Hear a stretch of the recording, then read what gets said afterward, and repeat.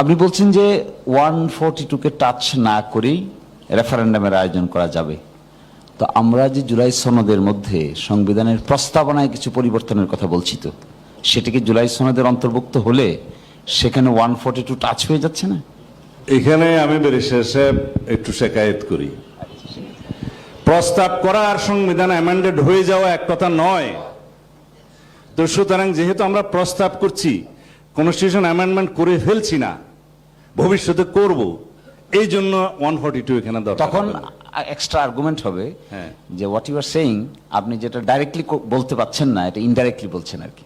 মানে যে কথা আপনি সরাসরি কেন এই রেফারেন্ডামের আশ্রয় নিচ্ছেন, সংবিধানে কতগুলো পরিবর্তন করার জন্যই।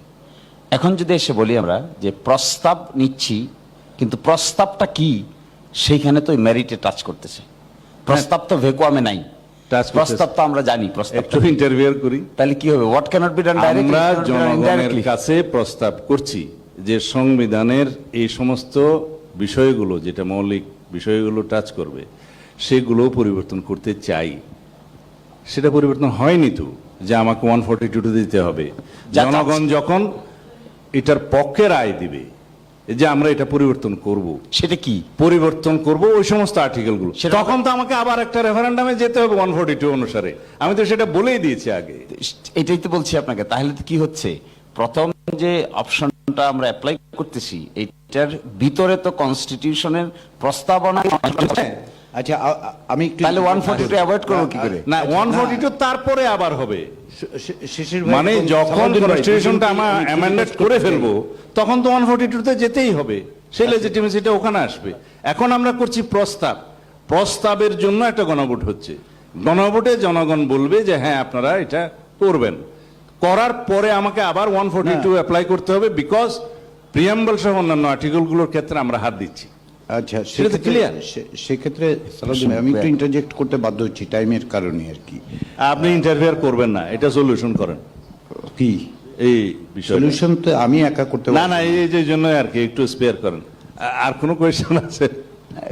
এই প্রশ্নটা কিন্তু একবার উঠবে যে যে জিনিস আপনি ডাইরেক্টলি করতে পারেন না, সেই জিনিস আপনি ইনডাইরেক্টলি করার চেষ্টা করছেন। আমি আমরা যতই বলবো চাচ্ছি, করে ফেলেছি এবং করব, এই প্রশ্নটা হচ্ছে মেইন।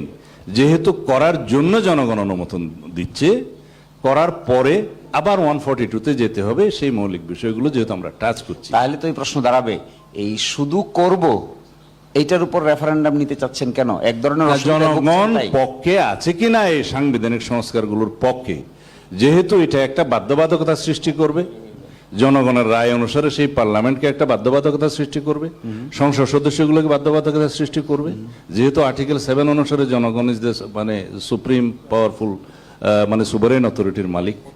তো সুতরাং ওর প্রেক্ষিতে, তাদের অনুমতির প্রেক্ষিতে আমরা কনস্টিটিউশনটা গ্রহণ করলাম, এবং সেটা গ্রহণ করার পরে আবার 142 আসবে, এই জন্যই যে আমরা মৌলিক বিষয়গুলোকে টাচ করছি, ইনক্লুডিং প্রিয়াম্বল। এইটাই হচ্ছে আমার বক্তব্য। এরপরেও আমি পরিষদের কনসেনসাস কমিশনের নলেজের জন্য বলছি, এরপরেও আমাদেরকে গভর্নমেন্টের সমস্ত এই গৃহীত অর্ডিন্যান্স সহ সকল কিছুর জন্য বৈধতা দিতে হবে, লেজিটিমেসি দিতে হবে চতুর্থ তফসিলে। সুতরাং এটা নিয়ে ভবিষ্যতে আর কোনো প্রশ্ন আসবে না।